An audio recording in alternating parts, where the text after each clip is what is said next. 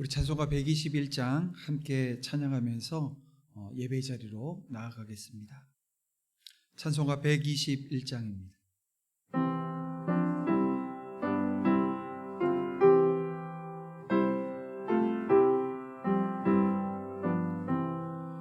우리 구주 나신 날 목자 영광 볼 때에 천사 찬송하는 말 예수가 연나셨네.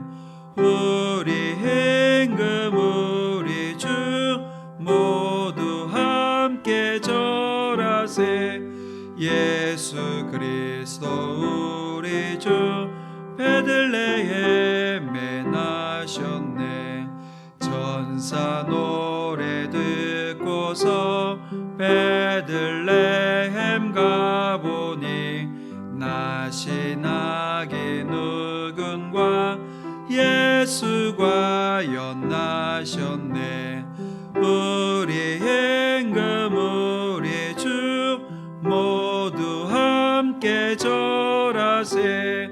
예수 그리스도 우리 주 베들레헴에 나셨네. 목자처럼 우리도 나아가서 엎디세. 오늘 다윗 성에서 예수가 연나셨네. 우리 임금 우리 주 모두 함께 절하세. 예수 그리스도 우리 주 베들레헴에 나셨네. 우리 다 같이 사도신경으로 우리의 신앙을 함께 고백드리겠습니다. 전능하사 천지를 만드신 하나님 아버지를 내가 믿사오며 그 외아들 우리 주 예수 그리스도를 믿사오니 이는 성령으로 잉태하사 동정녀 마리아에게 나시고 본디오 빌라도에게 고난을 받으사 십자가에 못 박혀 죽으시고 장사한 지 사흘 만에 죽은 자 가운데서 다시 살아나시며 하늘에 오르사 전능하신 하나님 우편에 앉아 계시다가 저리로서 산자와 죽은 자를 심판하러 오시리라. 성령을 믿사오며 거룩한 공회와 성도가 서로 교통하는 것과 죄를 사하여 주시는 것과 몸이 다시 사는 것과 영원히 사는 것을 믿사옵나이다. 아멘. 네, 오늘 이 아침 우리에게 주시는 하나님의 말씀은 누가복음 1장 26절에서 38절 말씀입니다. 누가복음 1장 26절에서 38절 말씀을 우리 함께 보겠습니다. 제가 봉독해 올립니다. 여섯째 달에 천사 가브리엘이 하나님의 보내심을 받아 갈릴리 나사렛이란 동네에 가서 다윗의 자손 요셉이라 하는 사람과 약혼한 처녀에게 이르니 그 처녀의 이름은 마리아라. 그에게 들어가 이르되 은혜를 받은 자여 평안할지어다. 주께서 너와 함께 하시도다 하니 처녀가 그 말을 듣고 놀라 이런 인사가 어찌 함인가 생각하매 천사가 이르되 마리아여 무서워하지 말라. 내가 하나님께 은혜를 입었느니라. 보라 내가 잉태하여 아들을 낳으리니 그 이름을 예수라 하라. 그가 큰 자가 되고 지극히 높으신 이의 아들이라 일컬어질 것이요 주 하나님께서 그 조상 다윗의 왕위를 그에게 주시리니 영원히 야곱의 집을 왕으로 다스리실 것이며 그 나라가 무궁하리라. 마리아가 천사에게 말하되 나는 남자를 알지 못하니 어찌 이 일이 있으리이까? 천사가 대답하여 이르되 성령이 내게 임하시고 지극히 높으신 이의 능력이 너를 덮으시리니 이러므로 나실 바 거룩한 이는 하나님의 아들이라 일컬어지리라. 보라 내 친족 엘리사벳도 늙어서 아들을 배었느니라. 본래 임신하지 못한다고 알려진 이가 이미 6달이 되었나니 대저 하나님의 모든 말씀은 능하지 못하심이 없느니라. 마리아가 이르되 주의 여종이오니 말씀대로 내게 이루어지이다 하매 천사가 떠나가니라. 아멘. 네, 우리 함께 잠시 기도드립니다. 사랑과 은혜가 풍성하신 아버지 하나님, 이 아침을 깨워주시고 말씀 앞에 서게 하시니 감사드립니다. 예수님께서 은혜받은 여인을 통해서 이 땅에 오셨듯이 지금도 하나님께서 은혜 베푸실 자를 찾고 계심을 믿습니다. 그리고 그 한 사람이 되길 원하오니 주여 이 시간 은혜 내려 주시옵소서. 또한 이 시간 그 은혜 받는 자 되었음에 감사할 때에 성탄의 은혜를 전하기에 부족함이 없도록 세워주시기를 원합니다. 하나님 함께 하실 줄 믿사오며 예수님의 이름으로 기도드립니다. 아멘. 네, 오늘 이 아침에도 성탄과 관련되어진 말씀을 우리가 함께 나누고자 합니다. 선택과 순종이라고 하는 제목으로 말씀 나누고자 합니다. 여러분, 이사야 선지자는 평화의 왕이 오실 것에 대한 약속을 선포했습니다.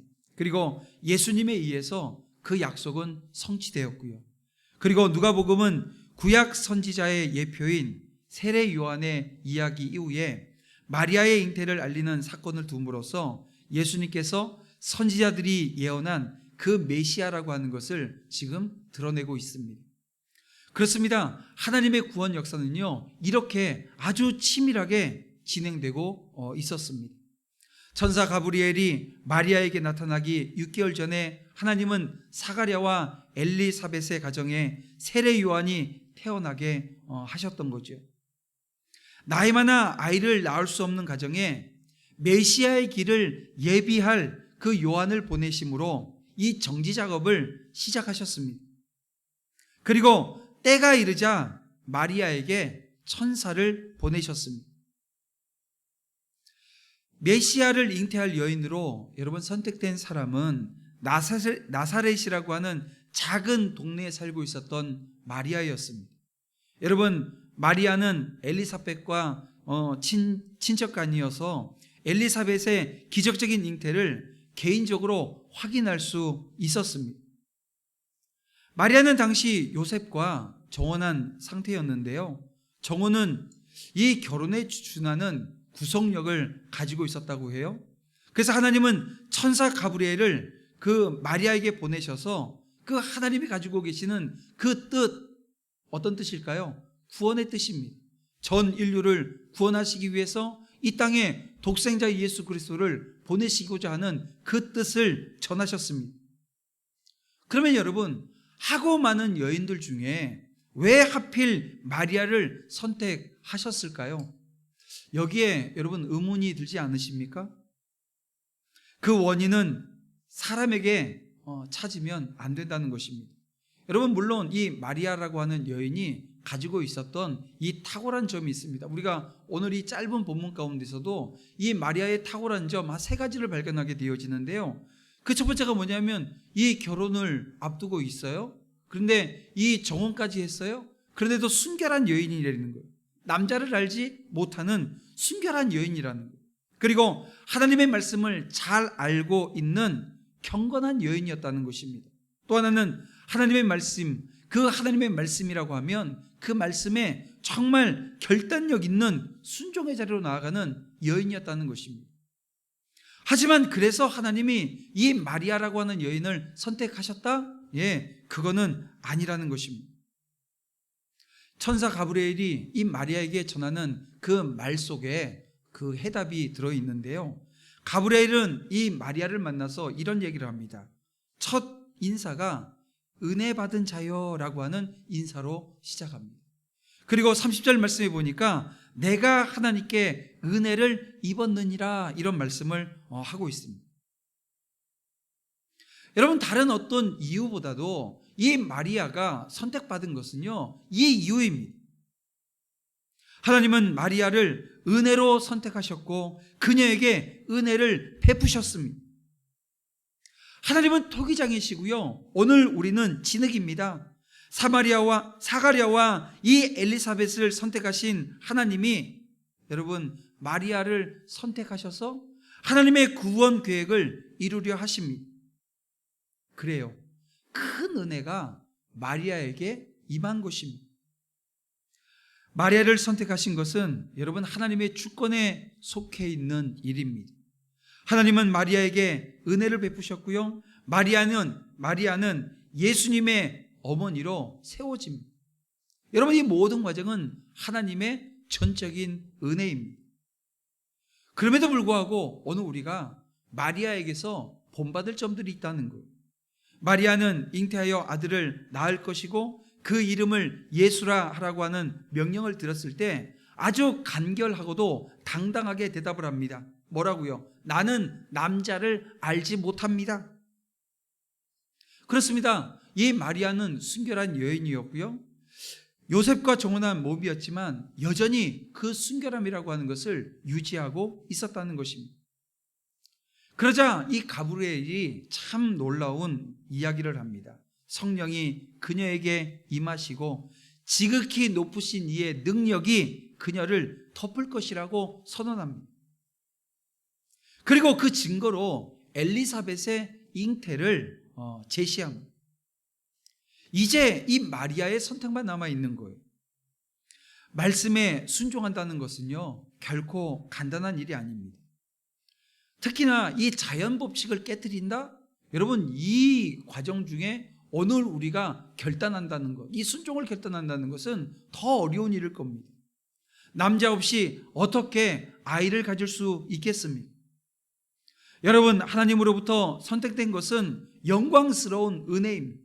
그러나 우리는 이 은혜에 대해서 생각해 봐야 해요. 마리아가 메시아를 잉태하고 출산하는 일은 실로 생각하기조차 어려운 큰 축복임에 분명합니다. 그러나 이 일을 조금만 우리가 다른 시각으로 보게 되어지면, 좀 각도를 달리해서 살펴보게 되어지면, 마리아는 메시아를 잉태함으로 말미암아 다른 사람이 겪지 않아도 되는 아주 큰 고통을 겪어야 했다는 것입니다. 여러분, 당시에 정혼한 여인이 남자와 관계를 갖지 않은 상태에서 아이를 가졌다? 여러분, 이건 간음죄에 해당하는 큰 죄입니다. 여러분, 이스라엘 사회에서 이 간음죄 어떻게 되죠? 돌에 맞아 죽습니다. 게다가 마리아는 그리스도께서 장성하자 그를 가정에서 떠나 보내야 했습니다. 어디 그뿐입니까? 자신의 아들이 어떻게 해요? 십자가에서 고통스럽게 죽는 그 모습을 지켜봐야 했다는 겁니다.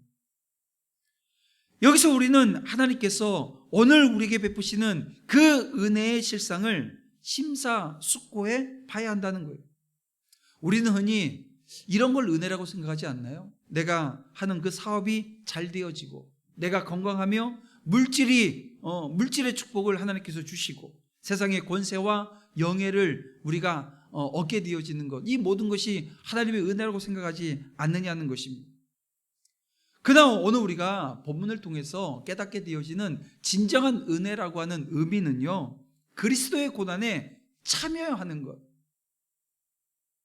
여러분, 이것이 온전한 은혜라는 것입니다. 하나님이 나로 하여금 주님과 그 나라를 위해서 희생하게끔 해주는 것이 참된 은혜의 의미라는 것입니다. 그것은 우리가 주의 고난에 참여하는 것이, 다시 말하면 주의 영광에 참여하는 것을 의미하기 때문에 그래요. 여러분, 우리가 세상에 살면서 많은 부귀 영화를 누린다 할지라도 주의 영광에 동참하는 것에 비하면 여러분, 이것은 아무것도 아니잖아요. 그러므로 그리스도의 고난에 참여하는 것은 진정한 의미의 은혜인 것입니다. 그래서 사도 바울이 사도로 부르심을 받은 이후에 그의 삶에 오늘 우리가 생각하는 그런 부귀 영화, 명예, 영예, 이런 것들을 그가 누린 것이 아니라 무엇입니까? 매 맞아 죽을 뻔하고 굶주리고 멸시받는 삶을 살았음에도 불구하고 사도 바울이 나중에 어떤 고백을 합니까? 디모데전서에 보니까 그 모든 것이 하나님의 은혜였음을 고백하지 않아요? 사랑하는 성도 여러분, 마리아처럼 하나님의 은혜를 받는다라고 하는 것이 무엇인가? 오늘 이 시간 우리가 함께 심사숙고했으면 좋겠습니다. 나만 잘 되는 일이 은혜인지 아니면 주를 위해서 손해보고 고난당하는 것이 은혜인지를 생각해 봐야 한다는 것입니다. 그리고 주를 위해 고난당하는 것이 은혜 중에 가장 큰 은혜라고 하는 것을 알기를 원합니다.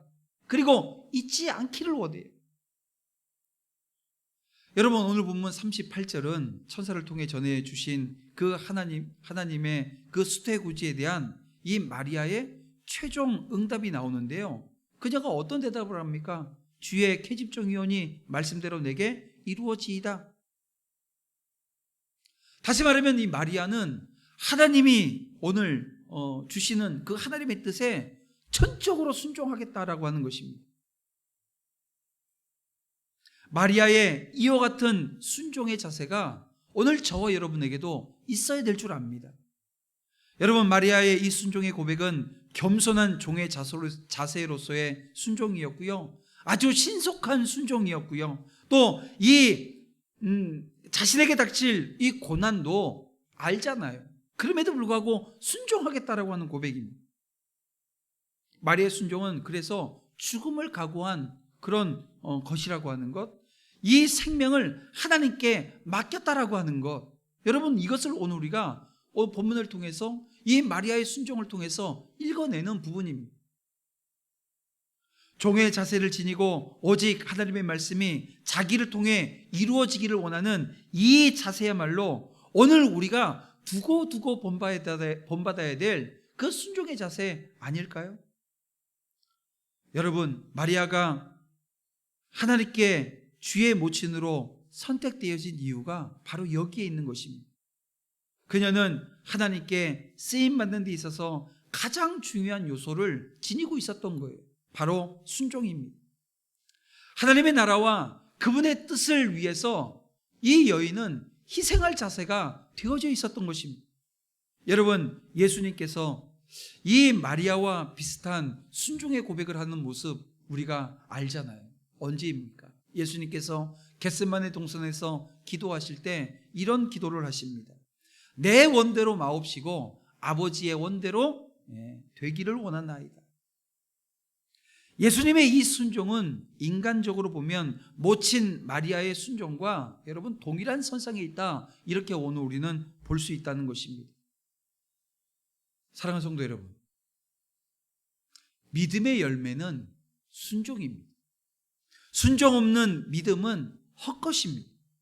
우리 모두 이 마리아의 이 순종의 자세를 본받아 아름다운 신앙생활에 나가는 주의 신실한 종들이 다 되어지기를 주님의 이름으로 축원함을 드립니다. 오늘 이 아침 말씀을 좀 정리해 보겠습니다. 하나님은 마리아를 선택하셨습니다. 그 은혜 앞에서 마리아는 자신을 주의 여종으로 낮추고 순종합니다. 처녀는 결코 아이를 낳을 수 없다라고 하는 결론을 내리지 않고 하나님의 그 초자연적인 능력 아래 자신의 몸을 맡깁니다. 마리아는 가브리엘이 전해준 말이 이해가 되어지지 않아요. 하지만 주님의 말씀이기에 순종하는 모습을 오늘 우리는 보게 되어집니다. 그러니까 이게 순종하기로 결심한 거예요. 여러분, 희생 없는 순종이라고 하는 것은 없지요. 하나님의 은혜를 받은 사람은 바로 이 순종의 자세, 순종의 자리로 가게 되어진다는 것입니다. 여러분, 이 아침 저와 여러분이 하나님의 은혜를 받은 자들이라고 한다면, 그래서 하나님이 오늘 저와 여러분을 선택하셨다고 한다면, 저와 여러분은 또다시 우리가 선택해야 될 이 순종의 자리로 나아가야 되는 것입니다. 그 은혜가 넘쳐나기를 주님의 이름으로 축복합니다. 여러분, 이 아침에도 주신 말씀 가지고 기도하며 나아가기를 원합니다. 기도할 때 이 기도 제목을 가지고 함께 이 아침 기도하고 또 개인적인 또 기도하고 주님께서 가르치신 기도로 예배를 마치길 원합니다. 이렇게 기도하겠습니다. 하나님, 약속하신 구원을 그리스도 안에서 이루셨습니다. 이제 그 약속에 대한 확신을 가지고 능력 있는 신앙생활을 할 수 있도록 역사해 주시옵소서. 하나님의 은혜 아니면 살 수 없는 자들이기에 은혜받은 자라고 하는 것을 기억해서 진정한 평안의 복과 주님과 동행하는 복과 주님의 고난에 동참하는 복을 누리게 하여 주시옵소서. 순종 없는 믿음이 헛것임을 알았습니다.